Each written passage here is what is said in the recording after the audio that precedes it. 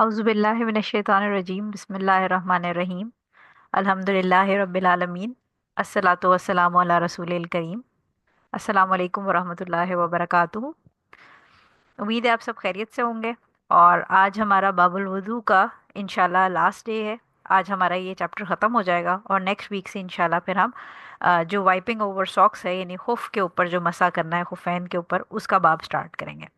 आज क्योंकि हमारे पास जो हदीसें हैं वो हमने इस वाले वीक में 12 हदीस थी जिसमें से 6 हमने कल कर ली थी और आज हमारे पास 6 हैं, लेकिन क्योंकि मैंने कहा था कि वो शॉर्ट हैं तो लिहाजा शॉर्ट होने की वजह से हमने उस टाइम को यूटिलाइज करना है। और आज थोड़ा सा हम हदीस की टर्मिनोलॉजीज पहले पढ़ेंगे और इंशाल्लाह वो पढ़ के फिर क्योंकि हमारी जो बाकी 6 हदीस हैं वो बड़ी छोटी सी हैं, क्विकली हैं, वो हम करेंगे। और पहले हम ये टर्मिनोलॉजीज करेंगे फिर वो हदीस करेंगे और आखिर में एक दफ़ा हम क्विकली रिव्यू कर लेंगे कि हमने इस चैप्टर में सीखा क्या है, यानी जो हमारा वज़ू का तरीका है जो हमने रोज़मर्रा अपनी डेली लाइफ में दिन में 5 दफ़ा या उससे ज़्यादा दफ़ा करना होगा, उसको हम एक दफ़ा वर्बली रिवाइज कर लेंगे कि जो हदीसों का निचोड़ है वो हमारे पास क्या आया है। सो क्लास शुरू करते हैं हम नेक्स्ट स्लाइड्स पे चले जाते हैं। Just a second.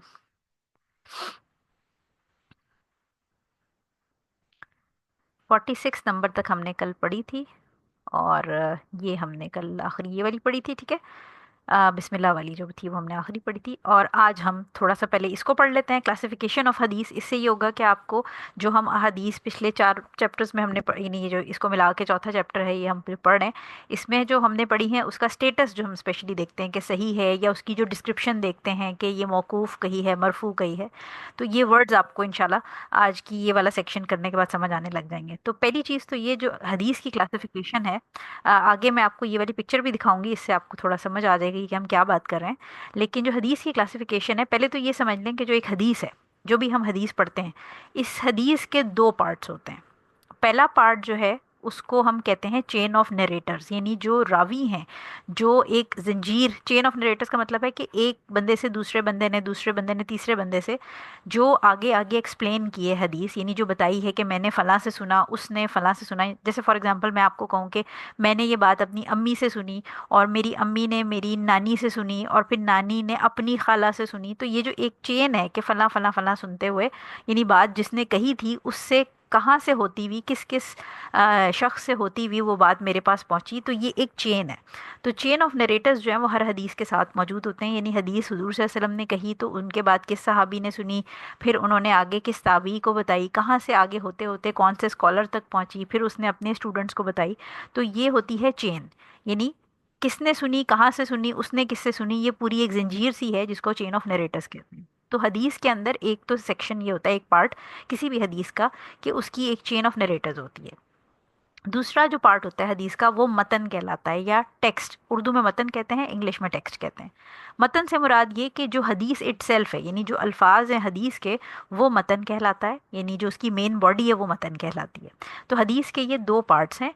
लेकिन जब हम जो क्लासिफिकेशन यानी किस तरीके से हमने हदीस को क्लासिफाई किया है, क्लासिफाई का मुझे उर्दू में मतलब नहीं आता, लेकिन तकसीम कह लें आप उसको, कि हदीस को हमने जिस तरह डिवाइड या तकसीम किया है वो प्राइमरीली हमारी चेन ऑफ नरेटर्स के ऊपर, जिसको इस्नाद भी कहते हैं, सनद से इस्नाद है। ठीक है, सनद क्या होती है? जैसे मैं आपको कहूँ कि मेरे पास डॉक्टरी की सनद है, तो मेरे पास एक अथेंटिक सर्टिफिकेशन है कि मैं डॉक्टर हूँ। ठीक है, तो सनद की प्लूरल है यानी जमा है इस्नाद। और चेन ऑफ नरेटर्स को आप समझें कि इस्नाद भी कहा जाता है, कि अगर आप ये कहीं पर पढ़ेंगे कि किसी हदीस की इस्नाद सही है, इसका मतलब है कि जो चेन ऑफ नरेटर्स हैं उसकी वो सही हैं। ठीक है, यानी आगे फिर हम इसको सही को मजीद डिटेल में पढ़ते हैं, लेकिन जो चेन ऑफ नरेटर्स है उसी को स्नाद कहा जाता है कि इसकी जो चेन है कि फ़लाँ ने फ़लाँ से सुना, फ़लाँ ने फ़लाँ से सुना, इसके इसके अंदर क्या मतलब कोई चेन में कहीं ब्रेक है, चेन पूरी की पूरी साबुत सलामत पहले बंदे से आखिरी बंदे तक कायम है, और एक टाइम पे एक महफिल में बात हो रही थी तो क्या कितने लोगों ने ये बात सुनी। ठीक है, तो ये सारी चीज़ें जो है इस्नाद या चेन ऑफ नरेटर्स के अंदर आती हैं। और chain of narrator's he primary वो चीज़ है जिसकी बेसिस पे किसी भी हदीस को क्लासिफाई किया जाता है। उसकी डिफरेंट क्लासिफिकेशन जो है वो ये देखें, ये जो साइड पे मैंने लिखी है ये मुख्तलिफ तरह की क्लासिफिकेशन है इसकी। ठीक है, मुख्तलिफ तरीक़ों से उसको तकसीम किया गया है। تو جو پرائمری کلاسیفیکیشن ہے وہ آپ کے جو راوی کی جو چین ہے، چین آف نریٹرز یا جس کو اسناد کہتے ہیں، ان کی بیسس پہ ہوتی ہے.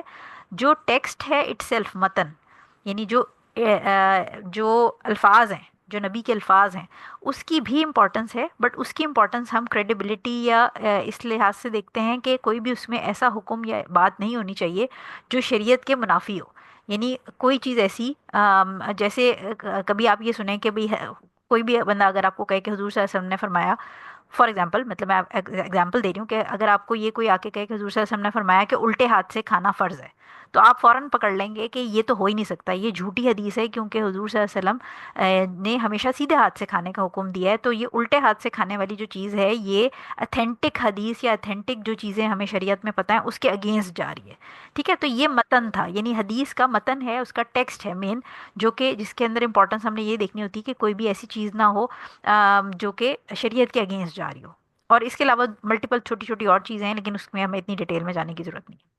تو اس کے اندر جو ہے آپ نے امپورٹنٹ چیز یہ دیکھنی ہوتی ہے کہ چین آف نریٹرز دیکھیں گے اور ہم متن دیکھتے ہیں، لیکن متن کی بیسس پہ وہ ذرا ہائی لیول کی چیز ہوتی ہے، اس لیے فی الحال ابھی ہم اس کے اندر نہیں گھس رہے. ہم چین آف جو نریٹرز والی چیز ہے کلاسیفیکیشن، اس میں ہی رہیں گے.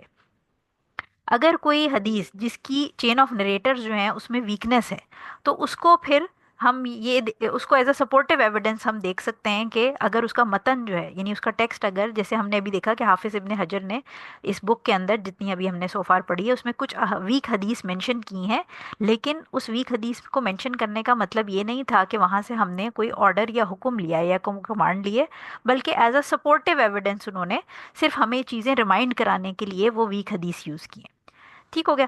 اب اگر آپ آگے دیکھیں تو یہ میں نے آپ کے لیے ایک حدیث جو سب سے آسان حدیث ہے، جو ہم سب کو یاد ہے کہ اعمال کا دار و مدار نیتوں پہ ہے، یعنی انما الاعمال بالنیات. یہ اس کی اگر آپ یہ دیکھیں کہ یہ جو بلیک میں جتنا ٹیکسٹ ہے، یہاں سے یہ دیکھیں الحمیدی سے جو شروع ہو رہا ہے، تو آئی ہرڈ اللہ میسنجر صلی اللہ علیہ وسلم سینگ، یہاں تک، یعنی حضور صلی اللہ علیہ وسلم تک، یہ جو پوری یہ بلیک میں ہے، یہ ہے جی اسناد. یعنی یہ چین آف نریٹرز ہے جو بلیک میں مینشن ہے. دیکھیں سارا کہ انہوں نے عبداللہ ابن زبیر جو ہیں انہوں نے narrated to us saying, Sufyan narrated to us, یعنی آگے آگے بتا رہے ہیں کہ کس نے سنی. ٹھیک ہے، Sufyan narrated to us who said, Sufyan نے کیا کہا کہ یحییٰ ابن سعید الانصاری نریٹڈ ٹو اس، یحییٰ ابن سعید الانصاری نے کہا کہ محمد ابن ابراہیم، یعنی یہ اپنے سے ایک بندہ اوپر اوپر اوپر بتاتا جا رہا ہے کہ میں نے کس سے یہ بات سنی. Muhammad ibn Ibrahim al-Taymi informed me that he heard Alqama ibn Waqas al-Laythi saying I heard عمر بن خطاب، یعنی صحابی آ گئے عمر بن خطاب، اور عمر بن خطاب جو ہیں وہ کہہ رہے ہیں کہ he was upon the pulpit saying I heard messenger of Allah saying صلی اللہ علیہ وسلم saying indeed actions are upon their intentions. تو یہ جتنا کالے میں لکھا ہوا ہے یہ آپ کی چین آف نریٹرز ہے. اس میں آپ کو یہاں سے لے کر حضور صلی اللہ علیہ وسلم تک پوری چین مل رہی ہے کہ انہوں نے کن سے آگے سنا، اور پھر وہ نبی کریم صلی اللہ علیہ وسلم تک وہ چین پہنچ گئی. اور جو گرین میں لکھا ہوا ہے یہ indeed actions are upon their intention, یا عربی میں انما الاعمال بالنیات، یہ ہے آپ کا متن. ٹھیک ہو گیا. تو پرائمریلی جو کلاسیفیکیشن ہے وہ یہ کالی والی جو چیز ہے اس کی بیسس پہ ہوتی ہے، اور جو گرین والی ہے اس کے اندر بھی آبویسلی چیزیں دیکھنی ہوتی ہیں، لیکن فی الحال اس پوائنٹ پہ ابھی گرین والی کے اندر کیا چیزیں ہیں اس کے اندر ہمیں جانے کی ضرورت نہیں ہے. ابھی جو مشہور جو ٹرمز آپ کو سننے کو ملتی ہیں وہ اس بلیک والی چیز سے، یعنی چین آف نریٹر سے ریلیٹڈ ہے.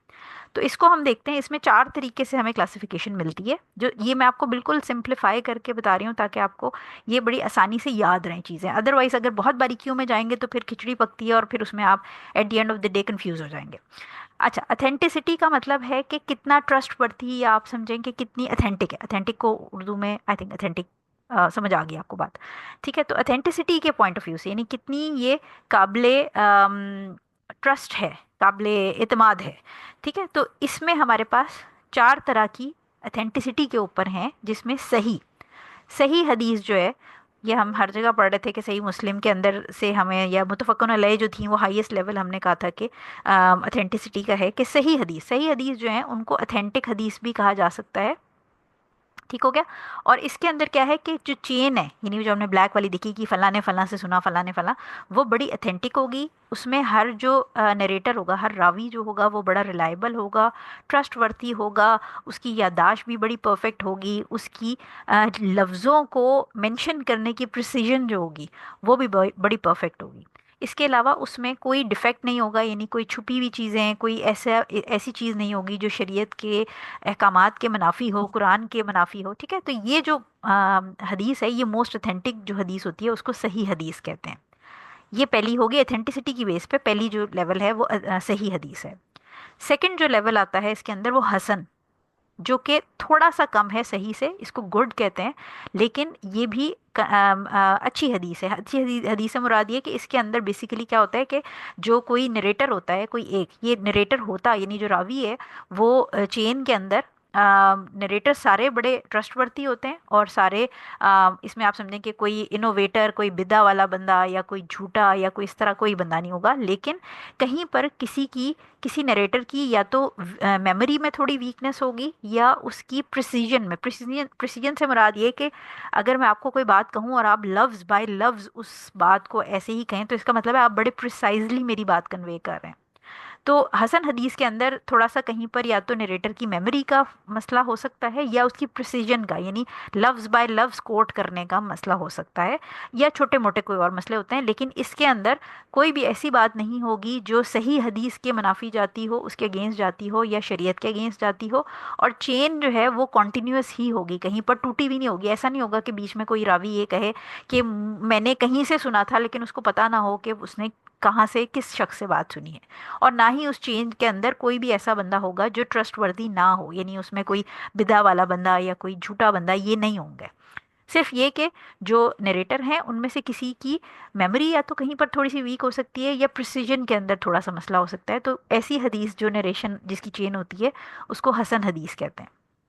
تیسری حدیث جو ہے وہ ٹائپ، وہ ہمارے پاس ضعیف حدیث ہے، جس کو ہم ویک بھی کہتے ہیں۔ اب ضعیف حدیث جو ہے اس کے اندر اس کی چین میں بھی ایشوز ہو سکتے ہیں، کہ چین جو ہے وہ کہیں سے جو ہے وہ ٹوٹی ہوئی ہو، یا چین میں ان ریلائبل نریٹرز ہوں، یعنی ایسے نریٹرز جو مجہول ہوں، جو کہ جن کو کوئی جانتا ہی نہ ہو کہ یہ کون بندہ تھا، ہسٹری میں اس کی کوئی ڈیٹیل ہی موجود نہ ہو، اور یا یہ کہ وہ ان کے بارے میں یہ ہو کہ اچھا وہ اپنی طرف سے بھی باتیں گڑھ کے کہہ دیتے ہیں، ایسا کوئی نریٹر ہو، یا اس کے علاوہ اور چھوٹے موٹے دوسرے جو نقص ہیں وہ موجود ہوں، تو ایسی حدیث کو ضعیف حدیث کہتے ہیں۔ تو یہ جو تینوں کیٹیگریز ہیں، یہ بھی ہم نے پچھلے تین ساڑھے تین، یعنی جو آج کا چیپٹر ملا کے چار چیپٹرز میں ہم نے صحیح، حسن اور حدیث ضعیف جو ہے، یہ تینوں کیٹیگریز پڑھی ہیں۔ اچھا، چوتھی جو کیٹیگری اس کے اندر اتھینٹسٹی کے پوائنٹ آف ویو سے آتی ہے، اس کو موضوع حدیث یعنی فیبریکیٹڈ حدیث کہتے ہیں، اور یہ بیسیکلی جھوٹی حدیث ہوتی ہے۔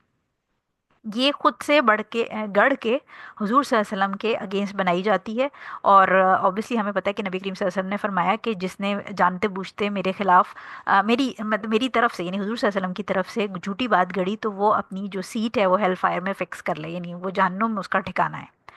ٹھیک ہو گیا؟ تو جو فیبریکیٹڈ حدیث ہے وہ جھوٹی حدیث ہوتی ہے، اور علماء جو ہیں انہوں نے پھر بڑی مہارت کے ساتھ اس کو، جو حدیث کا لٹریچر ہے اس کو پرزرو کیا ہے بڑی اچھی سے، اور اس کے اندر باقاعدہ ایسی کتابیں ہیں جن کے اندر یہ جو جھوٹی حدیثیں ہیں ان کو جمع کیا گیا ہے، تاکہ جو آنے والے اوبیسلی آگے سے آگے نسلیں آ رہی ہیں وہ ان حدیثوں کو پڑھیں، اور ان کو پتہ ہو کہ یہ جھوٹی حدیث ہیں، ان پہ یقین نہیں کرنا، کیونکہ لوگوں نے اپنے فوائد کے لیے، پولیٹیکلی اور مختلف اور فوائد، پھر یہ جھوٹی حدیثیں مختلف چیزوں کے، مختلف شہروں کے جو فضائل ہیں ان کے بارے میں، یا مختلف اپنے مطلب کی جو ان کی چیزیں تھیں، اس کے لیے انہوں نے جھوٹی حدیثیں گڑھ لیں۔ ٹھیک ہے؟ سو یہ پہلی چیز ہوگی، پہلی کلاسیفیکیشن ہوگی اتھینٹسٹی کی بیسس پہ۔ دوسری طرح کی جو کلاسیفیکیشن ہے وہ ٹرانسمیشن کی بیسس پہ۔ ٹرانسمیشن سے مراد یہ کہ کتنے لوگوں نے اس حدیث کو پہنچانے میں، یعنی جو نریٹ کر رہا ہے اس سے لے کے نبی کریم صلی اللہ علیہ وسلم تک جو ہے وہ کتنے لوگ تھے بیچ میں، کتنے لوگوں سے وہ حدیث سنی گئی ہے، کتنے لوگوں نے یہ حدیث جو ہے وہ آگے پہنچائی ہے۔ تو اس کے اندر دو طرح کی گریڈنگ ہے، دو طرح کی ٹائپس ہیں۔ ایک ٹائپ جو ہے وہ کہلاتی ہے متواتر۔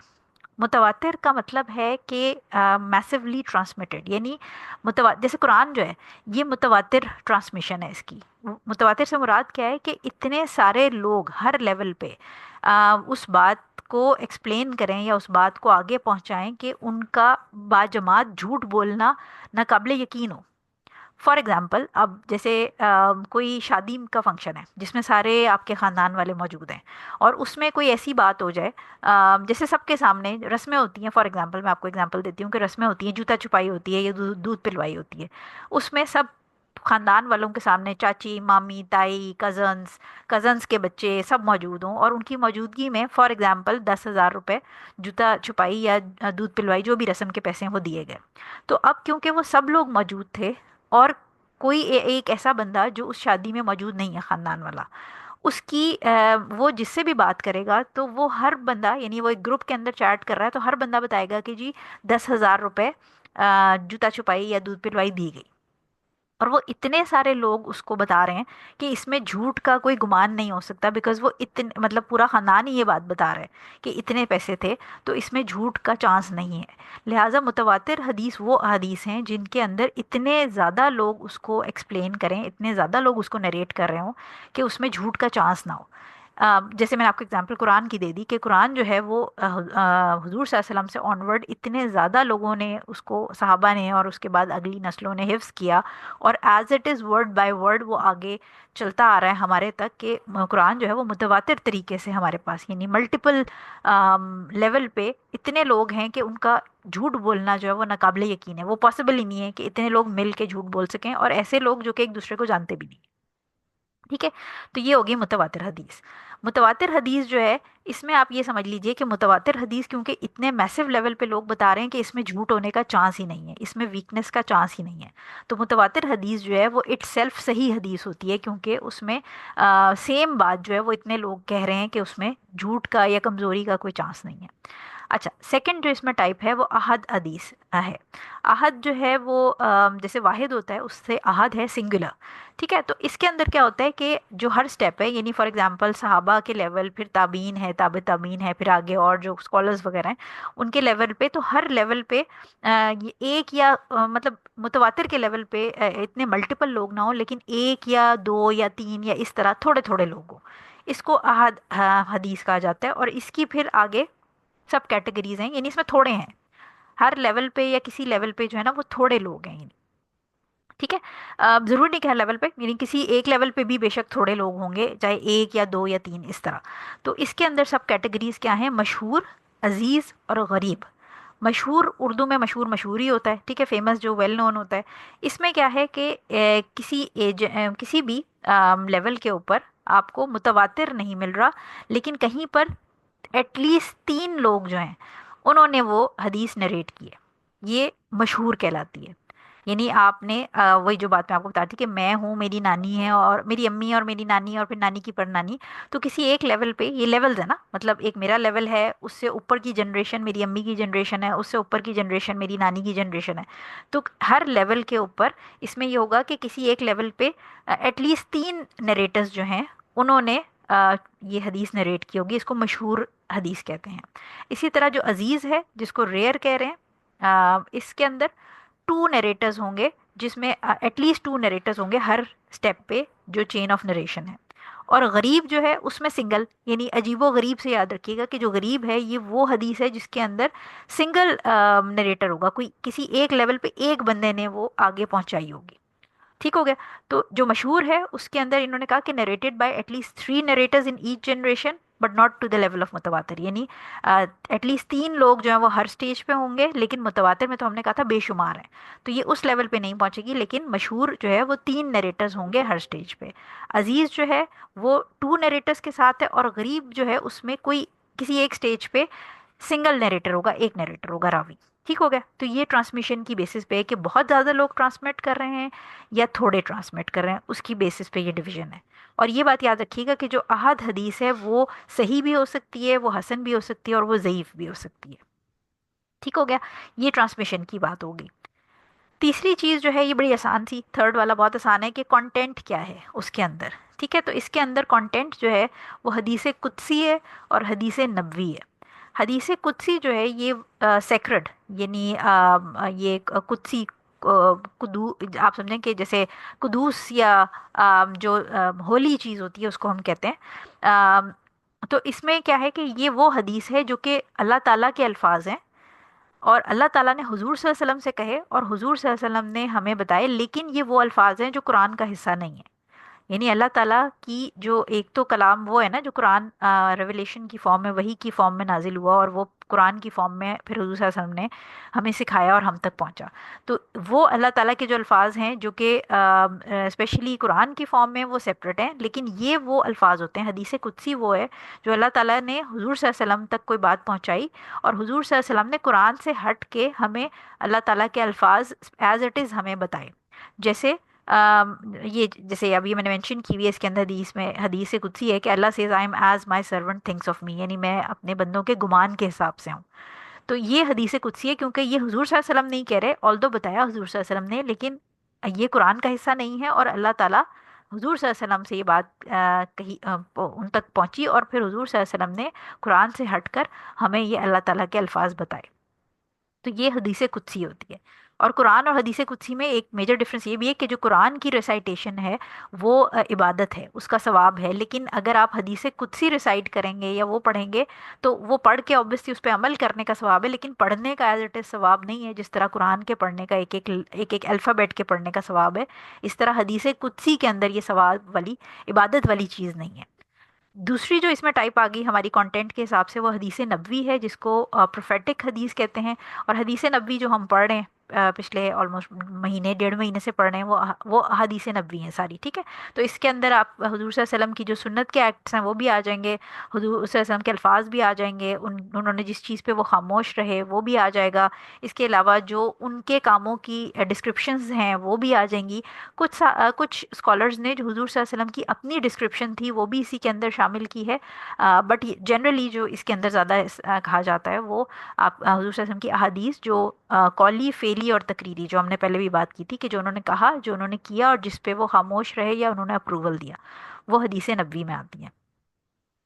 لاسٹ جو ہے یہ تھوڑی سی لمبی ہے، کیونکہ یہی سب سے زیادہ آپ کو سننے کو ملتی ہے صحیح حسن کے علاوہ. چین کنیکشن، یعنی جو ہم نے وہ بات کی تھی، وہ جو کالی کلر کے اندر لکھا ہوا تھا فلاں نے فلاں سے سنا، فلاں نے فلاں سے سنا. تو یہ چین کنیکشن یعنی چین کی جو لمبائی ہے یا یہ چین کدھر جا کے ختم ہو رہی ہے، اس کی بیسس کے اوپر ڈفرینٹ جو ہیں وہ ٹائپس ہیں. میں نے یہاں پر جو سب سے موٹی موٹی ٹائپس تھیں وہ آپ کے لیے لکھی ہیں. پہلی چیز جو ہے وہ اس میں آپ سنیں گے کہ مرفو حدیث. مرفو کو انگلش میں ایلیویٹڈ کا ٹائٹل بھی دیا جاتا ہے. مرفو سے مراد یہ کہ یہ حدیث جو آپ کو جو بھی شخص اس کو نریٹ کر رہا ہے وہ پیچھے جب ٹریس کریں گے تو یہ حضور صلی اللہ علیہ وسلم تک پہنچے گی.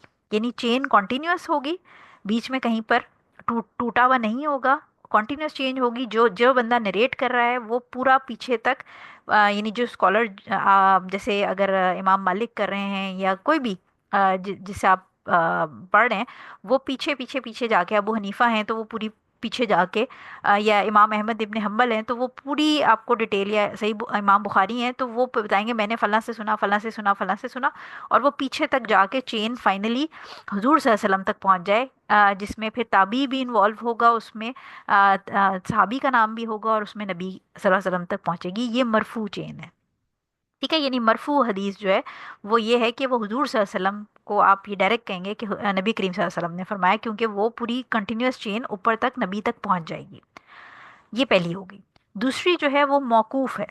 موقوف کا مطلب وقفہ، جیسے آپ کہتے ہیں نا، جیسے ہم کوئی خبریں سن رہے ہوتے ہیں تو بیچ میں وقفہ آ جاتا ہے. وقفے کا مطلب یہ کہ رک گیا، خبروں کا جو آپ کا سلسلہ ہے وہ رک گیا. تو موقوف جو ہے وہ سٹاپڈ ہے. اس میں اس کا مطلب یہ کہ یہ وہ الفاظ ہوں گے جو کہ صحابی کے الفاظ ہوں گے. جیسے ہم اکثر یہ انسٹا یا آپ دیکھیں یہ جو پنٹرسٹ وغیرہ ہے اس کے اوپر ہم مختلف اچھے سے پوسٹرز بنے دیکھتے ہیں کہ حضرت عمر رضی اللہ تعالیٰ عنہ نے یہ فرمایا، یا حضرت عائشہ رضی اللہ تعالیٰ عنہا نے یہ فرمایا، یا حضرت ابو بکر صدیق رضی اللہ تعالیٰ عنہ نے یہ فرمایا. تو یہ جو ہوں گے یہ موقوف کہلاتے ہیں.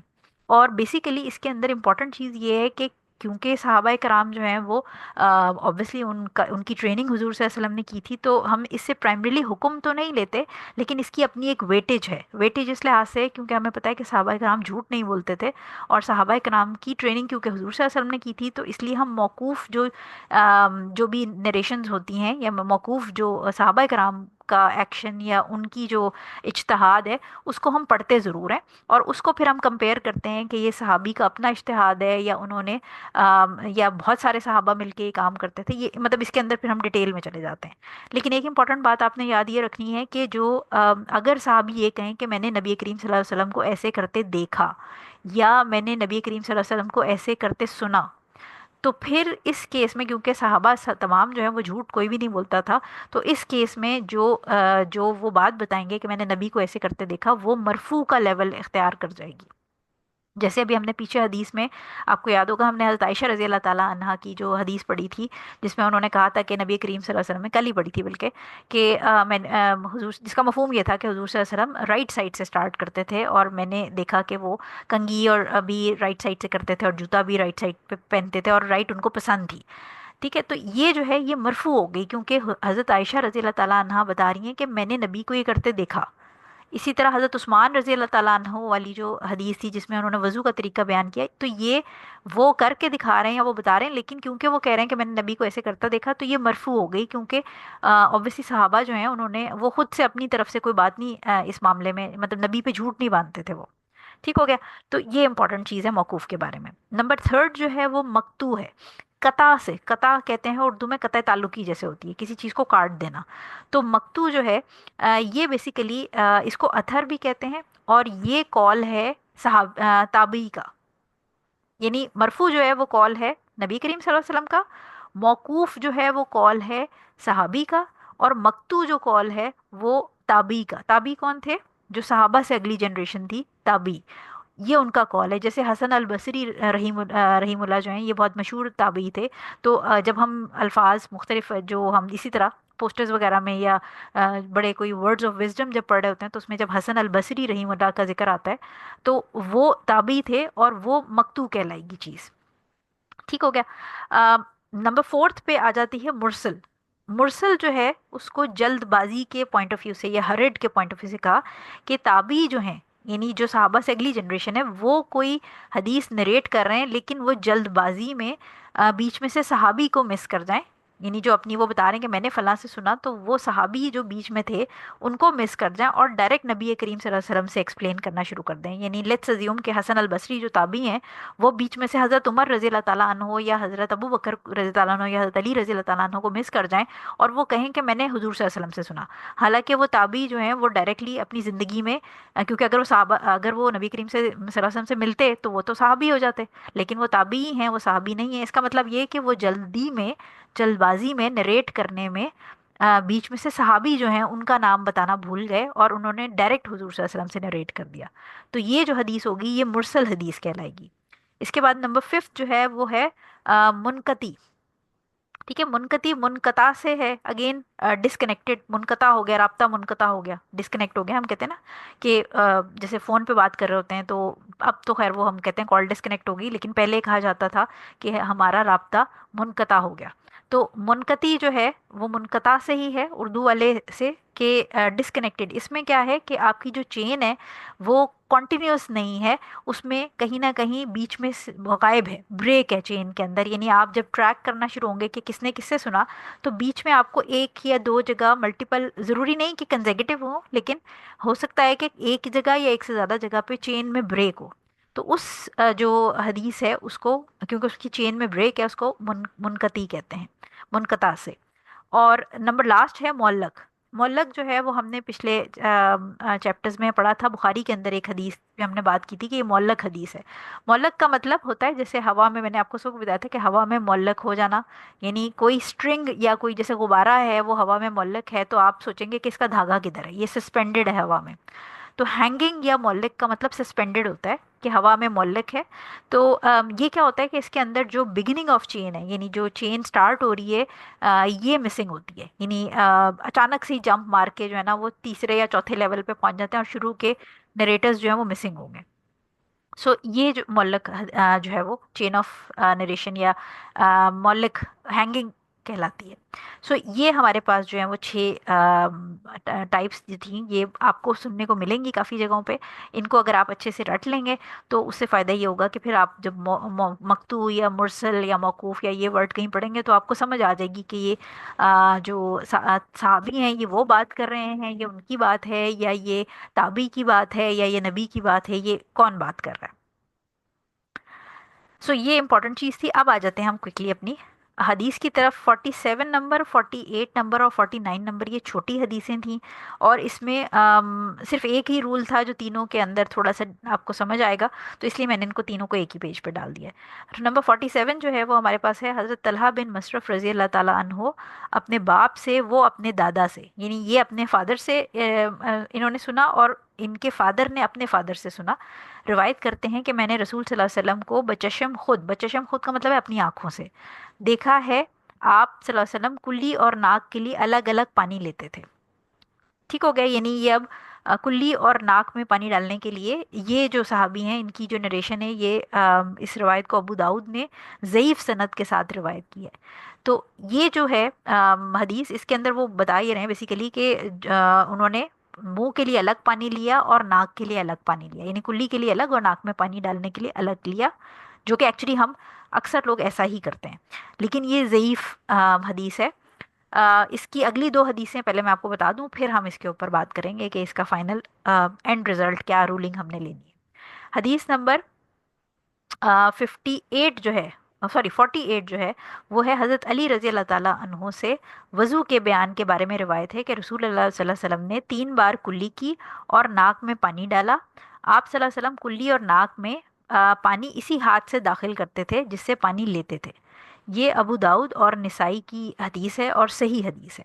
यानी इस हदीस से हमें प्राइमरीली ये पता चल रहा है कि मुंह और नाक में 3 दफ़ा पानी डालना है। यानी हमने ये बात की थी कि एक दफ़ा तो मस्ट है और 3 दफ़ा सुन्नत है, और 2 दफ़ा भी डाल सकते हैं, लेकिन हुजूर सल्लल्लाहु अलैहि वसल्लम जो है वो इस हदीस के मुताबिक 3 दफ़ा उन्होंने पानी डाला। और इसके अलावा दूसरी चीज़ हमें ये पता चल रही है कि एक ही हाथ से उन्होंने, जिस हाथ से पानी लिया उसी हाथ से उन्होंने मुंह और नाक में पानी डाला। मजीद इसकी डिटेल हमें नेक्स्ट हदीस 49 नंबर से ये पता चलती है कि अब जब ये तीनों मैं आपको बता दूं फिर मैं इसकी फाइनल रूलिंग आपको बताती हूँ। हज़रत अब्दुल्ला बिन जैद रज़ी अल्लाह ताला अन्हुमा से वज़ू के सिलसिला बयान में मुरवी है कि नबी करीम सल्लल्लाहु अलैहि वसल्लम ने अपना हाथ पानी में डाला, फिर कुल्ली की और नाक में पानी चढ़ाया एक ही चुल्लू से। ऐसा आप सल्लल्लाहु अलैहि वसल्लम ने 3 बार किया। और ये जो है वो बुखारी और मुस्लिम की हदीस है। ऑब्वियसली बुखारी और मुस्लिम में जो चीज़ होती है उसको हम सबसे टॉप मोस्ट ऑथेंटिसिटी पे रखते हैं।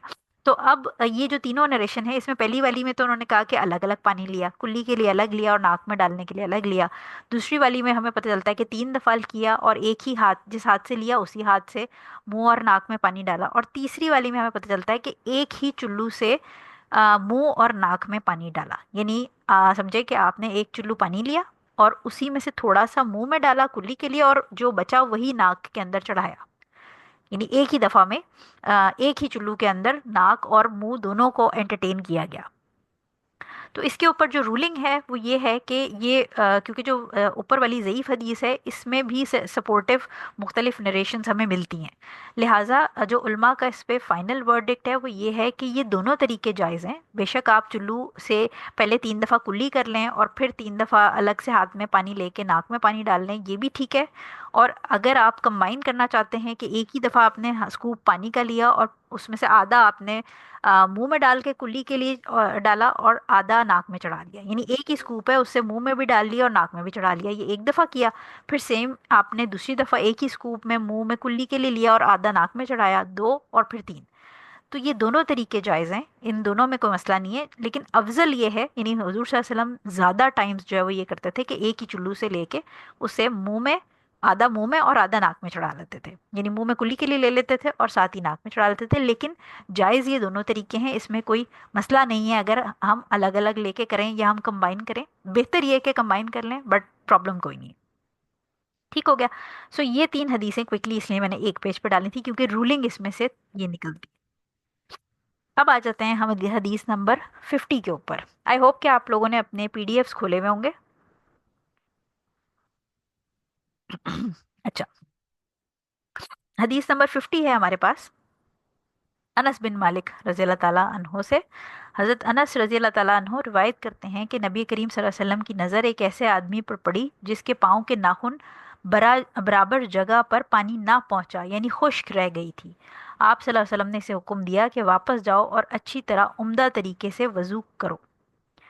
ٹھیک ہو گیا؟ تو یہ اس طرح کی ہم حدیث پہلے بھی پڑھ چکے ہیں اور ہم نے یہ کل بھی ڈسکس کی تھی، لیکن اگین اب کیونکہ میں نے اسی لیے اس کلاس کے لیے ایکسٹرا مٹیریل ایڈ کر دیا تھا، کیونکہ یہ جو چیزیں ہیں وہ تقریباً ہم نے کافی دفعہ پہلے بھی پڑھ لی ہیں۔ اسے ابو داؤد اور نسائی نے روایت کیا ہے، ٹھیک ہے؟ تو یہ حدیث جو ہے نسائی اور ابو داؤد دونوں میں ہے، صحیح ہے۔ اور کل بھی میں نے آپ کو آئی تھنک کل یا پرسوں کل یا لاسٹ کلاس میں یہ بات بتائی تھی کہ سملر جو انسیڈنس ہے وہ صحابہ کرام کے ساتھ بھی ہوا تھا، جب صحابہ کرام جو ہیں وہ ایک نماز کے لیے لیٹ ہو رہے تھے، غالباً عصر کا وقت تھا، وہ لیٹ ہو رہے تھے اور وہ بڑی سپیڈ میں جو ہے وہ اپنے جانور دوڑاتے ہوئے آگے پہنچے کہ ہمیں پانی ملے تو ہم پانی لے کے وضو کر لیں جلدی جلدی، اور حضور صلی اللہ علیہ وسلم پیچھے آ رہے تھے اپنی سواری پر۔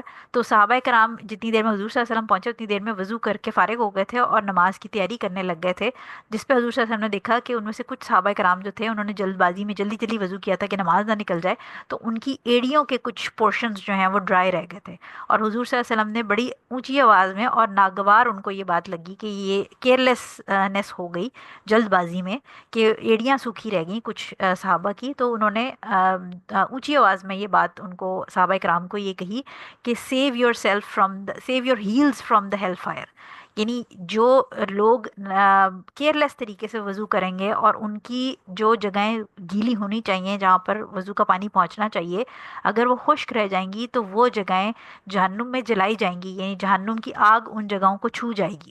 تو صحابہ کرام کو حضور صلی اللہ علیہ وسلم نے یہ بڑی باواضح بلند تنبیہ کی تھی کہ سیو یور ہیلز، یعنی ہیلز کہتے ہیں جو ایڑی ہے، save your heels from the hell fire, اپنی ایڑیوں کو جہنم کی آگ سے بچاؤ۔ تو اگین یہی انسیڈنس کیونکہ صحابہ کے ساتھ بھی ہوا تھا، اور پھر یہی انسیڈنس جو ہم انس ابن مالک رضی اللہ تعالیٰ عنہ کی حدیث ابھی پڑھ رہے ہیں اس کے اندر بھی ہے کہ انہوں نے حضور صلی اللہ علیہ وسلم نے ایک آدمی کو دیکھا جس کے پاؤں میں ناخن کے برابر جو ہے وہ ایریا خشک رہ گیا تھا جہاں پانی نہیں پہنچا تھا، اور حضور صلی اللہ علیہ وسلم نے اس کو واپس بھیجا اور اسے کہا کہ صحیح سے وضو کر کے آؤ۔ اس سے ہمیں رولنگ کیا ملتی ہے؟ یہ رولنگ آلریڈی ہم ڈسکس کر چکے ہیں، پیچھے بھی ایک حدیث تھی، لیکن ہم دوبارہ اس کو دیکھ لیتے ہیں کہ پہلی چیز یہ کہ وضو کے اندر جو جگہیں دھونے کا حکم ہے وہاں پانی پہنچنا ضروری ہے، یہ مسٹ ہے، یہ فرض ہے، اوبلیگیٹری ہے کہ وہاں پہنچنا چاہیے۔ اور ہم نے کل بھی یہ بات کی تھی کہ بہت سارے لوگ ہیں جو یہ سمجھتے ہیں کہ نیل پالش لگا لیں ناخنوں پہ تو نیل پالش کے اوپر سے وضو ہو جانا چاہیے۔ یاد رکھیے جہاں پر پانی پہنچنے کا حکم دیا ہے، اگر آپ اس حدیث کے لفظ دیکھیں تو اس میں بھی اس بندے کے پاؤں پہ ایک ناخن کے برابر ہی جگہ رہ گئی تھی اور حضور صلی اللہ علیہ وسلم نے اس کو واپس بھیج دیا تھا۔ تو آپ سوچیں کہ اگر پاؤں کے ناخن یا ہاتھ کے ناخن والی جگہ پہ ہی نیل پالش لگی ہو اور وہاں پانی نہیں پہنچے گا، تو پھر اگر نبی کریم کی زندگی میں ایسا ہوتا تو نبی کریم نے آدھی عورتوں کو ویسے ہی واپس بھیج دینا تھا کہ جو اپنی نیل پالش اتار کے پھر وضو کر کے آؤ تو تمہاری نماز ہوگی۔ تو اس کے اندر کوئی دو رائے نہیں ہے، جتنے اتھینٹک علماء ہیں وہ سب آپ کو یہی ہمیشہ کہیں گے کہ کوئی بھی چیز اگر ان جگہوں پہ لگی ہوگی جو کہ وضو کا پانی یا ایون غسل، جب ہم انشاءاللہ غسل کا باب پڑھیں گے تو اس کے اندر غسل کی ڈیٹیلز پڑھیں گے کہ پانی اگر نہ نہیں پہنچے گا وہاں پر تو آپ کا وضو انویلڈ ہے، اور اگر وضو انویلڈ ہوگا تو نماز بھی انویلڈ ہوگی۔ ٹھیک ہے؟ تو یہ نہ ہو کہ یہ اپنے فیشن اور نیل پالشوں کے چکر میں جب قیامت کے دن اللہ تعالیٰ کے سامنے کھڑے ہوں تو پتہ چلے کہ نہ وضو ہوا تھا اور نہ کوئی نماز ہوئی تھی، تو وہاں پر سارا جو نمازوں والا ڈبہ ہو وہ خالی پڑا ہو۔ نمبر سیکنڈ اس سے رولنگ ہمیں یہ سمجھ آتی ہے کہ اگر آپ کو کوئی وضو کرتے نظر آئے اور اس کا کوئی ایریا جو ہے وہ ڈرائی آپ دیکھ رہے ہیں، یعنی لیڈیز کے کیس میں تو اکٹھے وضو کم ہی کرتی ہیں، لیکن مردوں کے کیس میں اسپیشلی مسجد وغیرہ میں اگر وہ دیکھ رہے ہیں یا ایون لیڈیز بھی اگر واش روم میں وضو اکٹھے کر رہی ہیں اور ایک کی نظر پڑ گئی، آپ کی نظر پڑ گئی ہے کہ کسی خاتون کا جو ایریا ہے وہ ڈرائی ہے، یا ایون اگر کسی نے نیل پالش لگائی اور وہ وضو کر رہی ہیں، تو آپ ان کو جھڑکی دینے والے یا ڈانٹنے والے سٹائل میں نہیں، لیکن بڑے پیار محبت سے فرینڈلی اور ایڈوائزنگ سٹائل میں، یعنی اگلے کو چھوٹا فیل نہ ہو، اگلے کو اپنی بے عزتی فیل نہ ہو، لیکن ایک اچھے طریقے سے آپ اس کو یہ ضرور بتا سکتی ہیں کہ یہ نیل پالش کے ساتھ وضو نہیں ہوتا۔ پھر وہ آپ کی بات مانے نہ مانے وہ اس کا اپنا آگے فیل ہے، لیکن آپ کی طرف سے حق ادا ہو جائے گا کہ آپ نے اس کو ایڈوائس کی تھی. اسی طرح اگر کسی کو خشک ایریا نظر آ جائے تو وہ ایڈوائس ضرور کرے. باقی اگلا بندہ اس کو فالو کرتا ہے نہیں، لیکن آپ قیامت کے دن جو ہیں وہ اس چیز کے گناہ گار، یا آپ سے سوال نہیں کیا جائے گا کہ آپ نے دیکھا تھا کہ ایک شخص کو نہیں معلوم تھا ایک چیز اور آپ نے اس کو نہیں بتایا، اور اس کی جو نماز ہے، فرض نماز، اس کا وضو نہیں ہوا تھا تو وہ آپ کی وجہ سے رہے گی. ٹھیک ہے، تو اس کا گناہ جو ہے وہ اگر آپ نے دیکھا اور آپ نے نہیں بتایا تو پھر آپ گناہ گار ہوں گے اس شخص کی انویلڈیٹی کے. ٹھیک ہو گیا. اسی طرح جیولری جن لیڈیز نے پہنی ہو وہ خیال یہ کریں کہ اسپیشلی جو انگوٹھیاں ہوتی ہیں، بہت ساری خواتین جو ہے وہ 2 3 4 انگوٹھیاں ایک انگلی میں انہوں نے پہنی ہوتی ہے، یا نارمل چھلا بھی آپ نے اگر پہنا ہوا ہے تو اس میں یہ کریں کہ وضو کے اندر جب ہاتھ دھوئیں تو تھوڑا سا چھلے کو آگے پیچھے کر لیں. اس کی ریزن یہ ہے کہ جو کچھ خواتین ہیں ان کی جو جیولری میں اسپیشلی یہ جو انگوٹھیاں ہوتی ہیں اتنی ٹائٹ ہوتی ہیں کہ وہ اسکن پر پانی اس جگہ پہ نہیں پہنچنے دیتی. تو اس لیے خیال یہ کیجیے کہ اگر آپ نے رنگز وغیرہ پہنی ہیں یا چوڑیاں پہنی ہوئی ہیں، بریسلیٹ پہنا ہوا ہے، کوئی ایسی چیز جو کہ کیونکہ جب بازو دھونے ہیں آپ نے تو یہ نہ ہو کہ چوڑیوں کی وجہ سے آپ کا بازو کہیں سے سوکھا رہ جائے، یا انگلی پہ انگوٹھی کی وجہ سے انگلی سوکھی رہ جائے. تو جسٹ اس کو تھوڑا سا آگے پیچھے موو کر لیں تاکہ پانی پہنچ جائے ہر جگہ. اچھا، اس کے بعد اور اسپیشلی کانوں کے لیے لوگ پریشان ہوتے ہیں، تو وضو کے اندر جو اگر کانوں میں ایئرنگز ہے تو وضو میں کانوں کا مسح کرنا ہوتا ہے، وضو میں کانوں کو دھونا نہیں ہوتا. تو جب آپ مسح کر رہے ہیں تو مسح کے اندر پھر پانی پہنچنا ضروری نہیں ہے، کیونکہ جب آپ سر کے بالوں کو بھی مسح کرتے ہیں تو صرف اوپر اوپر سے بال گیلے ہوتے ہیں، سر کے بالوں کی جڑوں میں پانی نہیں پہنچتا. تو لہٰذا کانوں کا جب مسح کر رہے ہو تو اس میں یہ پرابلم نہیں ہے کہ آپ جیسے غسل کے ٹائم پہ کہا جاتا ہے کہ بالیاں تھوڑی آگے پیچھے موو کر لیں، وہ غسل کے لیے ضروری ہے، لیکن مسح کرتے ہوئے کانوں کے ایئر رنگس کو موو کرنا ضروری نہیں ہے، آپ بس اپنے کانوں کا مسح کر لیں.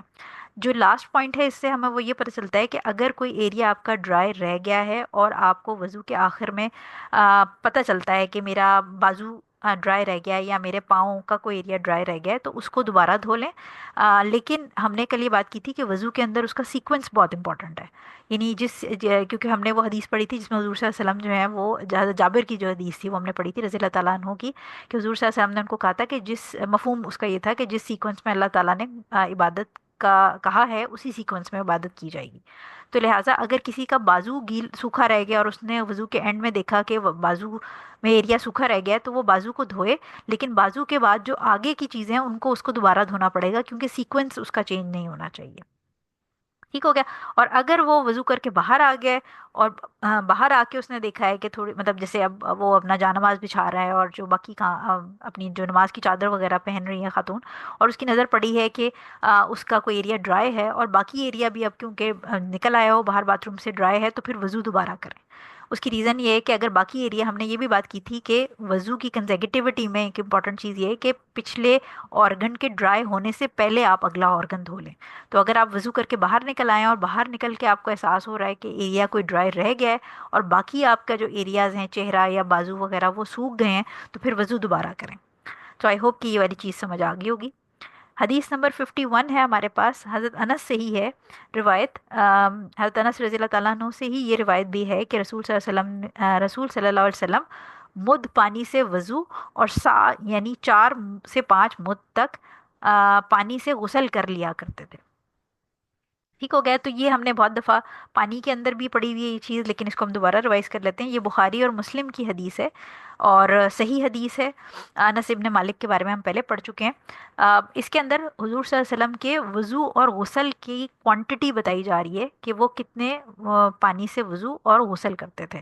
تو اس کو کوئکلی ہم دیکھ لیتے ہیں کہ ایک مد جو ہے وہ ہم نے بات کی تھی کہ ایک مد کیا ہوتا ہے، دونوں ہاتھوں کو اگر آپ جوڑ لیں اور دونوں ہاتھوں کو جوڑ کے اگر کوئی چیز بھرتے ہیں تو وہ مد کہلاتی ہے، جو کہ اراؤنڈ 750 ml پانی ہوتا ہے. ایک نارمل جوان انسان کے اگر ہاتھوں کو آپ لیں اور اس کو اگر آپ جیسے بالٹی میں دونوں ہاتھ جوڑ کے اور دونوں چلو بھریں، پورا سکوپ بنا لیں اپنے ہاتھوں سے، تو وہ مد ہے. ہم نے یہ بھی پڑھا تھا کہ جو ایک سا ہے اس میں 4 مد ہوتے ہیں، اور 750 کو اگر آپ ملٹی پلائی کریں 4 سے تو 3000 آتا ہے. یعنی اگر ایک مد 7.5 ml ہے، ایک دونوں ہاتھوں سے جوڑ کے آپ نے ایک مد لیا تو وہ 750 ml ہے. تو ایک سا جو ہے اس میں 4 مد ہیں، یعنی 4 دفعہ آپ اس طرح چلو پورے بھر بھر کے اگر کسی چیز میں ڈالیں گے، بالٹی سے ایک بالٹی سے دوسری بالٹی میں، تو 4 اگر آپ چلو بھر کے ڈالیں گے تو وہ ایک سا ہو جائے گا، جو کہ تقریباً 3000 ملی لیٹر یعنی 3 لیٹر کے برابر ہے. تو اس حدیث میں جو ہے وہ انس ابن مالک، بیسیکلی انس ابن مالک کو اتنی اندر کی باتیں اس لیے پتہ تھیں کیونکہ ہمیں آپ کو یاد ہوگا کہ ہم نے پڑھا تھا کہ یہ حضور صلی اللہ علیہ وسلم بڑی ینگ ایج میں ان کی والدہ جو ہیں وہ ان کو حضور صلی اللہ علیہ وسلم کے پاس ٹریننگ کے لیے بھی چھوڑ گئی تھی، اور ایز اے پرسنل اسسٹنٹ یہ حضور صلی اللہ علیہ وسلم کے ساتھ ساتھ رہتے تھے، اور واش روم وغیرہ میں ان کو ہیلپ کرنا، پانی ساتھ لے کے جانا یا چیزیں لے کے جانی، تو اس میں بڑا ہیلپ کرتے تھے، اس لیے ان کو اتنی کوانٹٹی اور چیزیں پتہ ہیں کہ حضور صلی اللہ علیہ وسلم وضو کے لیے کتنا پانی یوز کرتے تھے اور غسل کے لیے۔ تو اس میں جو ورڈ یوز ہوئے ہیں وہ کہے گئے ہیں کہ یعنی سا کا ورڈ، یعنی سا کا مطلب ہے 3 لیٹر، 4 سے 5 مد، یعنی کبھی کبھی 4 مد ہوتے تھے 3 لیٹر، اور 5 مد جو ہے وہ 3750 ملی لیٹر ہو جائے گا، یعنی تقریباً 3.25 لیٹر کے قریب۔ ٹھیک ہے، تو یہ اس سے ہمیں یہ سمجھ آ گیا کہ پانی ضائع نہیں کرنا اور کم اماؤنٹ میں وضو اور غسل کرنے کی کوشش کرنی چاہیے، کیونکہ حضور صلی اللہ علیہ وسلم جو ہے وہ ہمیں جن لوگوں نے بھی حضور صلی اللہ علیہ وسلم کی فزیکل اپیرنس پڑھی ہوئی ہے ان کو یہ پتہ ہے کہ حضور صلی اللہ علیہ وسلم ہائٹ میں بھی اچھے خاصے لمبے تھے، بہت لمبے بھی نہیں تھے، بہت چھوٹے بھی نہیں تھے، لیکن اچھی ہائٹ کے تھے، جسم بھی ان کا چوڑا تھا، اور اس کے علاوہ سر کے بال اور داڑھی کے بال، اور یہ جو ان کی مینلی جو تھیں، یعنی جو سر کے بال ہونا اور داڑھی گھنی ہونا، یہ چیزیں ماشاءاللہ بہت صحیح زبردست قسم کی تھیں۔ تو اگر وہ 750 ml سے وضو کرتے تھے میکسیمم، اور 3.25 لیٹر سے غسل کر لیتے تھے، تو اس لحاظ سے پھر ہم بہت زیادہ پانی ضائع کرتے ہیں، تو اس سے ہمیں یہ پتہ چلتا ہے کہ وضو اور غسل میں اسراف نہیں کرنا پانی کا۔ اچھا جی، اس باب کی ہماری لاسٹ حدیث ہے حضرت، اور یہ بیسیکلی لاسٹ حدیث اس لیے بھی ہے کیونکہ اس حدیث کے ساتھ جو وضو کی ٹریننگ جو ہم اس پورے باب میں کر رہے تھے اپنی سنت کے پوائنٹ آف ویو سے، حدیث اور مطلب اس میں فرائض جو ہم سمجھ رہے تھے اور سنت کے ایلیمنٹ جو دیکھ رہے تھے، وہ وائنڈ اپ ہوگی اس حدیث کے ساتھ، اس لیے حافظ ابن حجر نے اس کو اس باب کی آخری حدیث رکھا ہے۔ حضرت عمر رضی اللہ تعالیٰ عنہ سے روایت کرتے ہیں کہ رسول صلی اللہ علیہ وسلم نے ارشاد فرمایا، تم میں سے کوئی بھی ایسا نہیں کہ وہ وضو کرے اور خوب اچھی طرح سے کرے، پھر یوں کہے، اچھا اس کے بعد جو دعا ہے وہ ہم سب پڑھتے ہیں کہ یہ اشہد ان لا الہ الا اللہ والی دعا ہے۔ ہم کیا پڑھتے ہیں؟ ہم اشہد ان لا الہ الا اللہ وحدہ لا شریک لہ واشہد ان محمدا عبدہ ورسولہ۔ ٹھیک ہے، اس کا ترجمہ کیا ہے کہ اچھی طرح کرے، پھر یوں کہے کہ میں اس بات کی شہادت دیتا ہوں کہ اللہ کے سوا کوئی الہ نہیں، اس کا کوئی ساجی اور شریک نہیں، اور نیز میں اس بات کی بھی شہادت دیتا ہوں کہ محمد صلی اللہ علیہ وسلم اس کے بندے اور رسول ہیں، مگر یعنی یہ جو شخص، یہ بات یہاں تک یہ دعا ہے کہ جو وضو اچھے سے کرے اور اس کے بعد یہ والی دعا پڑھے، یعنی ایسے کہے، مگر اس کے لیے جنت کے 8 دروازے کھول دیے جاتے ہیں کہ اب جس دروازے سے چاہے داخل ہو جائے جنت میں۔ یہ جو حدیث ہے یہ مسلم اور ترمذی میں دی گئی ہے، اور ترمذی کے اندر اتنا اضافہ کیا گیا ہے، یعنی ترمذی میں اس دعا کے ساتھ مزید ایکسٹرا ورڈز ایڈ کیے گئے ہیں، جو کہ ہیں اللہم اجعلنی من التوابین واجعلنی من المتطہرین، جس کا مطلب ترجمہ ہے اے اللہ مجھے توبہ کرنے اور پاک کرنے والوں میں شامل کر دے۔ تو یہ وہ دعا ہے جو کہ ہم جب وضو ختم کرتے ہیں تو حضرت عمر جو ہیں وہ رضی اللہ تعالیٰ عنہ نریٹ کر رہے ہیں نبی کریم صلی اللہ علیہ وسلم سے کہ جو شخص اس دعا کو یعنی اس طرح پڑھے گا وضو ختم اچھے سے کرنے کے بعد، کمپلیٹ اپنا کیئرفل، اور پانی جو ہم نے ساری شرائط پڑھی کہ پہنچانی ہے اپنی صحیح جگہوں پہ، وہ کرنے کے بعد اگر یہ دعا پڑھتا ہے تو اس کے لیے بیسیکلی قیامت کے دن 8 دروازے کھول دیے جائیں گے کہ وہ جس دروازے سے چاہے جنت میں داخل ہو جائے۔ اور اس کے ساتھ ترمذی کے اندر جو ایکسٹرا ورڈز ایڈڈ ہیں وہ دعا ہے، اوبویسلی ایک تو گواہی ہے، اس کے بعد جو ہے وہ دعا ہے کہ اے میرے رب مجھے توبہ کرنے والے اور پاک باز رہنے والوں میں شامل کر دے۔ اس کا سٹیٹس جو ہے وہ صحیح ہے۔ اس سے رولنگز ہمیں کیا کیا ملتی ہیں؟ پہلی چیز تو یہ کہ جو توابین اور متطہرین کی بات ہوئی ہے، تو توبہ کرنے سے انسان جو ہے وہ انٹرنلی اپنے نفس کے لیول پہ، اپنی روح کے لیول پہ گناہوں سے پاک ہو جاتا ہے، یعنی بیسیکلی اندرونی اور بیرونی پاکی جو ہے وہ ہمارے دین کا مقصد ہے۔ یعنی جیسے ہم نے بات کی تھی کہ آپ کو یاد ہوگا کہ جب ہم نے مشرکین کی بات کی تھی تو ہم نے کہا تھا کہ مشرکین جو ہیں وہ ظاہری طور پہ پاک ہوتے ہیں لیکن وہ اندرونی طور پہ نجس ہوتے ہیں، کیونکہ وہ شرک کرتے ہیں، یعنی جو شخص شرک کرتا ہے وہ اندرونی طور پہ نجس ہوتا ہے۔ اسی طرح جب ہم گناہ کرتے ہیں تو ہم بیسیکلی اپنے نفس کو اللہ تعالیٰ کی جو اللہ تعالیٰ کی کمانڈز ہیں ان سے آگے رکھ لیتے ہیں۔ تو جب ہم گناہ کرتے ہیں تو ہم انٹرنلی جو ہے وہ آپ سمجھیں کہ میلے ہو جاتے ہیں، میں نجس تو نہیں کہوں گی لیکن میں کہوں گی کہ میلے ہو جاتے ہیں. تو توبہ کرنے سے انسان پاک صاف ہو جاتا ہے اندرونی طور پہ. اور جو طہارت اختیار کرتے ہیں وہ ریچول اور فزیکل، یعنی جو ظاہری ہم نے چیزیں ازالت النجاسہ میں پڑھی تھی پچھلے باب میں، یعنی وہ ظاہری طور پہ بھی اپنے آپ کو پاک کرتا ہے، وہ بھی پاک باز رہنے والوں میں سے ہو جاتا ہے. اور جو اپنے وضو یعنی جو میجر اور مائنر امپیورٹیز ہیں، جو رسمی ہم نے کہا تھا کہ جو چھوٹی جیسے واش روم وغیرہ یوز کرنے کے بعد ہوتی ہیں، یا بڑی جیسے نفاس یا حیض وغیرہ کے بعد ہوتی ہیں، تو ان جو اسپرچول لیول یعنی ریچول لیول کی جو ہماری نجاست ہے اس کے ساتھ بھی اپنے آپ کو پاک صاف رکھیں گے. تو یہ جو ہم نے دعا کی، ہم نے دعا بیسیکلی وضو کرنے کے بعد کی کہ اللہ تعالیٰ ہمیں انٹرنلی اینڈ ایکسٹرنلی، اندرونی اور بیرونی طور پہ پاک رہنے والوں میں شامل کر دے. یہ ہم نے اللہ تعالیٰ سے دعا کی. اس سے ایک اور چیز ہمیں یہ سمجھ آتی ہے کہ چھوٹی چھوٹی جو ہماری نیکیاں ہوتی ہیں، یعنی دن میں 5 دفعہ اگر ہم وضو کریں، اور وضو تو ہم نے کر ہی لیا، وضو اٹ سیلف عبادت ہے، اس کے بعد یہ بونس ہے.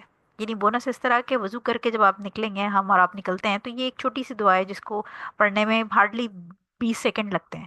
لیکن اس چھوٹی سی دعا کو انڈر ایسٹیمیٹ نہیں کرنا، کیونکہ اس کا ریوارڈ بہت بڑا ہے.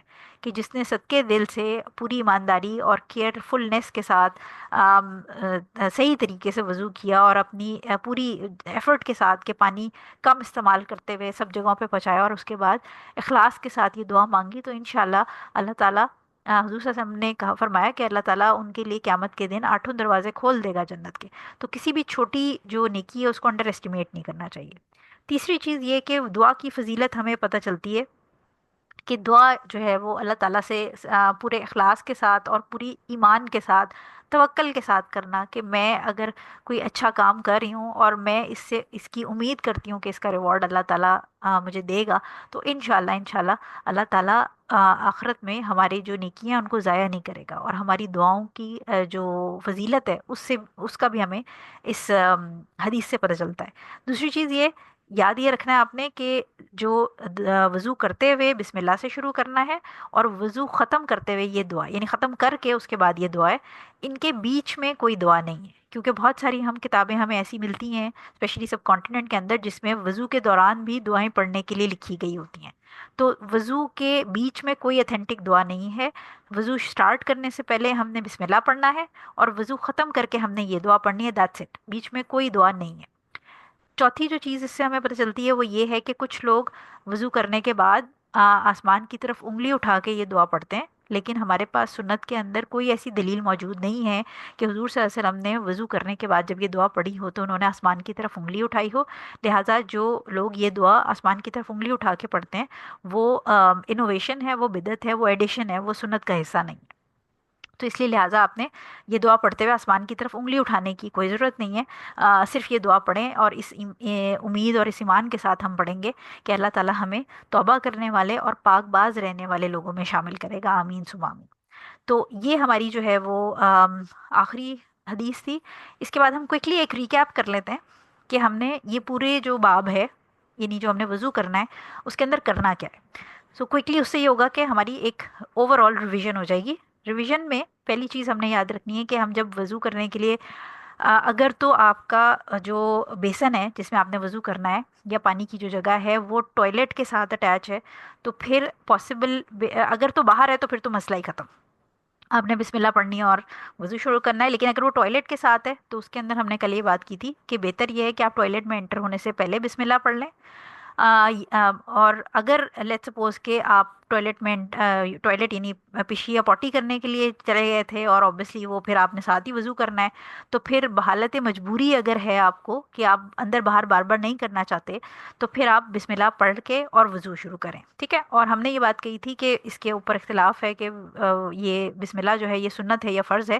تو اس میں میری آپ کو ایڈوائس یہ ہے کہ آپ اپنی عادت بنا لیں اس میں، کیونکہ ہم نے یہ پڑھا تھا کہ اگر جب دونوں آپشنس کو کمبائن کریں گے تو جو لوگ جان بوجھ کے چھوڑیں گے ان کا وضو ویلڈ ہے، انویلڈ ہے سوری، جو جان بوجھ کے چھوڑے گا اس کا وضو انویلڈ ہے. لہٰذا اس کو اپنی عادت بنا لیں کہ وضو کرنا جب شروع کرنا ہے آپ نے تو بس بسم اللہ پڑھنی ہے. اس کو عادت بنا لیں. اس کی ifs اینڈ بٹس میں پڑھنے کی ضرورت نہیں ہے، کیونکہ پھر غیر ضروری طور پہ اپنے دماغ کے پروسیسر کو جو ہے نا اوور لوڈ کرنے والی بات ہو جاتی ہے. سو ہم نے کیا کیا، ہم نے بسم اللہ کیا، بسم اللہ کر کے اس کے بعد ہم نے اپنے ہاتھ دھوئے، ये जो आपकी रिस्ट है, रिस्ट तक हाथ धोए। अब हाथ धोने के ऊपर भी हमने ये बात की थी कि वैसे तो ये सुन्नत है, लेकिन अगर आप गहरी नींद सो के उठे, जैसे रात की नींद सो के उठे, तो उस पे ये हदीस ये थी कि हाथ पता नहीं कहाँ कहाँ गया होगा, तो उस टाइम पे वो फर्ज हो गया, क्योंकि आपने पानी में हाथ नहीं डालना हाथ धोए बगैर। तो इसको भी अपनी आदत बना लें कि बिस्मिल्लाह आपने पढ़ना है, और बिस्मिल्लाह पढ़ के पहले आपने अपनी रिस्ट तक, यानी जो आपकी कलाइयाँ हैं उस तक आप दोनों हाथ धो लें, और राइट साइड से स्टार्ट करें, क्योंकि नबी करीम सल्लल्लाहु अलैहि वसल्लम हमेशा जो है वो हर अच्छा जो बेहतरीन काम होता था वो उसको राइट साइड से स्टार्ट करते थे। तो हमने बिस्मिल्लाह पढ़ा, बिस्मिल्लाह पढ़ के हमने अपना राइट हैंड 3 दफ़ा धोया, हमने अपना लेफ्ट हैंड 3 दफ़ा धोया। उसके बाद हमने हाथ में एक चुल्लू पानी लिया, और उससे अब दोनों ऑप्शंस आप कर सकते हैं। अगर आप चाहें तो पहले 3 दफ़ा कुल्ली कर लें और फिर 3 दफ़ा नाक में पानी चढ़ा लें, या अगर आप चाहें तो एक ही दफ़ा में चुल्लू में पानी लेके कुल्ली में भी आधा डाल लें और आधा नाक में भी चढ़ा लें। तो जिसके लिए जो आसानी है, इसमें कोई आपको टेंशन नहीं लेनी कि क्या करना है। नॉर्मली क्योंकि हम बचपन से यही करते आ रहे हैं कि हम कुल्ली अलग करते हैं और नाक में पानी अलग चढ़ाते हैं, तो अगर ऐसा करना चाहें तो दैट्स फाइन एज वेल। कुल्ली में सिर्फ मुंह में पानी डाल के बाहर नहीं निकालना, उसको अच्छी तरह आपने अच्छी सी ज़बरदस्ती कुल्ली करनी है, ताकि अगर दांतों के बीच में कोई खाने का जो ज़रात हैं वो फंसे हुए हैं तो वो भी निकल आए। 3 दफ़ा कुल्ली की, उसके बाद 3 दफ़ा आपने नाक में पानी डालना है, और पानी सिर्फ इस तरह नहीं डालना कि बस ऐसे ही डाल दिया, हल्का सा उसको खींचना है। बहुत ज़्यादा ना खींच लीजिएगा वरना बहुत ऊपर चला जाएगा, बट इतना हल्का सा आप कर लें कि वो नाक के अंदर चला जाए। नाक के अंदर अगर कोई गंध है तो वो जब आप नाक छिनकेंगे तो वो फिर साफ होके साथ आ जाएगा। इसके बाद ये स्टेप 2 हो गया। स्टेप 3 फेस के अंदर क्या है कि मुंह धोना है। तो हाथ में आपने पानी लिया और मुंह जो है वो आपने 3 दफ़ा धो लिया। इन सबको अगर आप एक एक दफ़ा करेंगे तब भी वजू हो जाएगा, 2 दफ़ा करेंगे तब भी हो जाएगा, मैक्सिमम 3 दफ़ा, क्योंकि सुन्नत जो है वो 3 दफ़ा है, तो 3 दफ़ा मैक्सिमम इसमें कर सकते हैं।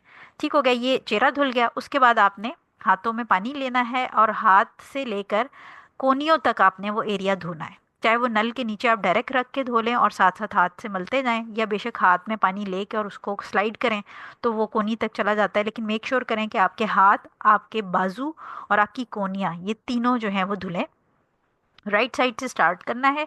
1 दफ़ा भी धो सकते हैं, 2 दफ़ा भी धो सकते हैं, 3 दफ़ा भी धो सकते हैं। अगर मजमा ज़्यादा लगा हुआ है, पीछे लाइन ज़्यादा है लोगों की, या टंकी में पानी कम है, तो फिर 1 दफ़ा धो लें। दूसरों के लिए पानी छोड़ दें और दूसरों के लिए वक्त भी छोड़ दें, लेकिन अगर पानी की भी दिक्कत नहीं है और लाइन भी नहीं लगी हुई और टाइम भी है, तो तसल्ली से फिर 3 दफ़ा वज़ू में अपना राइट बाजू धोएं इस तरह। ठीक है, और साथ साथ बाजू हाथ से मलते भी जाएं, ताकि अगर कोई मिट्टी या कोई मैल है तो वो भी साथ रिमूव हो जाएगी, क्योंकि हुजूर सल्लल्लाहु अलैहि वसल्लम ऐसे भी ऐसे करते थे, साथ साथ मलते भी थे। पहले राइट धोया एल्बो तक, मेक श्योर के एल्बो के अंदर और बाहर, कोनी के अंदर और बाहर पानी पहुंच जाए। फिर लेफ्ट साइड करें इसी तरह। अपना हाथ बाजू और कोनी तक आपने धोना है 1, 2 या 3 दफ़ा। ठीक हो गया। उसके बाद फ्रेश आपने हाथ में पानी, हाथ गीला किया, सर का मसा करना है। सर के सामने से शुरू करना है, दोनों हाथों को इकट्ठे सामने रख के जहाँ से बाल शुरू हो रहे हैं वहाँ से शुरू करना है, और पीछे गर्दन की गुद्दी तक, उसको उर्दू में कहते हैं नेप ऑफ नेक, यानी जहाँ पर आपके बाल की जो हेयर लाइन बैक वाली है वो ख़त्म हो रही है वहाँ तक जाना है। अगर बाल छोटे हैं या मर्द हजरात हैं तो 1 दफ़ा करने से ये हो जाएगा पूरा, यानी फ़र्ज़ जो है वो आपने पूरा कर दिया, लेकिन पीछे से वापस आगे लाना जो है वो सुन्नत है। तो मर्द हजरात या जिनके बाल छोटे हैं वो 1 दफ़ा पीछे लेके जाएं और फिर पीछे से आगे लेके आएं, और अलग से पानी लेने की ज़रूरत नहीं है। उन्हीं हाथों के साथ आप कानों का मसा भी कर लें, अंदर और बाहर से। अगर ख़वातीन हैं, जैसे हम लोग के बाल लंबे होते हैं तो हमारे लिए जो है वो मुश्किल होता है। अगर तो बगैर मांग के बाल हैं तो फिर तो सामने से पीछे सीधा ले जाएं, और अगर किसी ने मांग निकाली हुई है, किसी खातून ने बीच की मांग या साइड की मांग, तो फिर सर के बीच में से, टॉप ऑफ द हेड जो है वहाँ से दोनों हाथों को बालों की डायरेक्शन में नीचे की तरफ ले आए, तो ऐसे भी मसा हो जाएगा। उसके बाद आपने कानों का मसा किया। कानों का मसा करने के बाद आपने राइट साइड का पाँव अपना धोना है टखनों तक। टखने इसमें इंक्लूडेड हैं, जिस तरह हमने कोनियाँ इंक्लूड की थी उस तरह पाँव में टखने इंक्लूडेड हैं। और मेक श्योर करें कि उंगलियों के बीच में अपनी जो हाथों की उंगलियां हैं, पाँव की उंगलियों के बीच में अपने हाथों की उंगलियों से थोड़ा थोड़ा मल के मेक श्योर कर लें कि उंगलियों के बीच में भी पानी पहुंच जाए।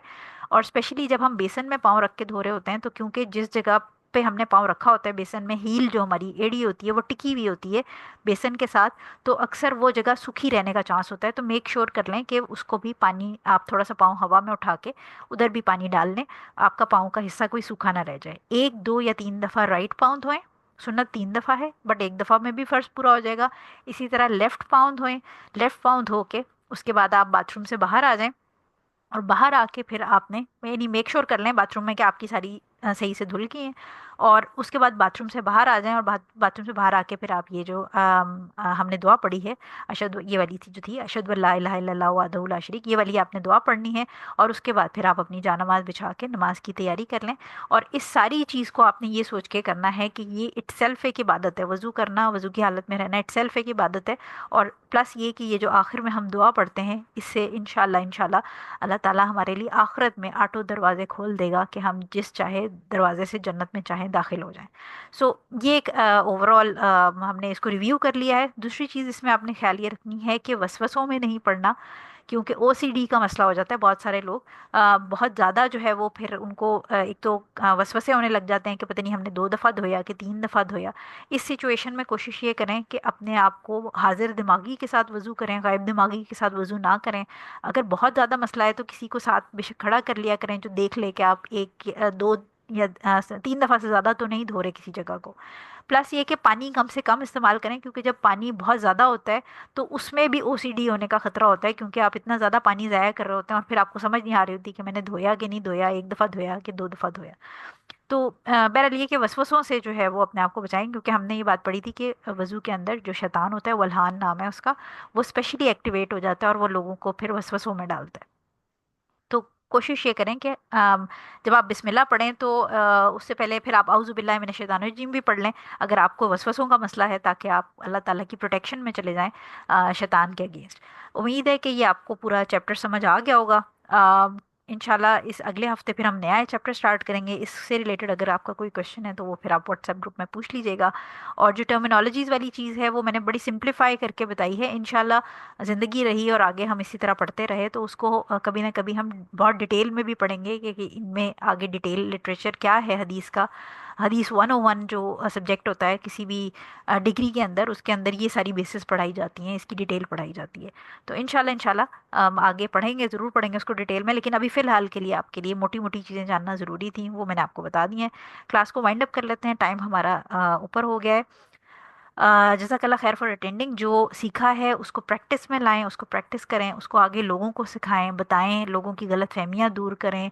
जो रियल इस्लाम है, जो रियल दीन है, वो लोगों तक पहुंचाएं। बिकॉज़ इस्लाम के अंदर इस कदर मिक्सिंग और आप समझे कि चीज़ें ऐड कर दी गई हैं कि उसको अब प्योर फॉर्म में रखना मेरी, आपकी और जितने भी लोग जो स्टूडेंट्स ऑफ नॉलेज हैं, हमारी जिम्मेदारी है कि हम सच पढ़ें और सच हम आगे नस्लों तक पहुंचाएं। वरना अगली 5-8 नस्लों के बाद अगर ये चीज़ें हमने लोगों को नहीं सिखाई तो बहुत चांस है कि जो आगे आने वाली नस्लें हैं वो हमें कसूरवार ठहराएं कि हमारे आबा व अजदाद ने अगर सही से दीन पढ़ा होता और दीन आगे फैलाया होता तो आज हमें भी इस्लाम सही से पता होता। तो कोशिश करें कि हमारी आगे आने वाली नस्लें हमें दुआओं में याद रखें, हमें गालियाँ ना दें। क्लास को वाइंड अप करते हैं।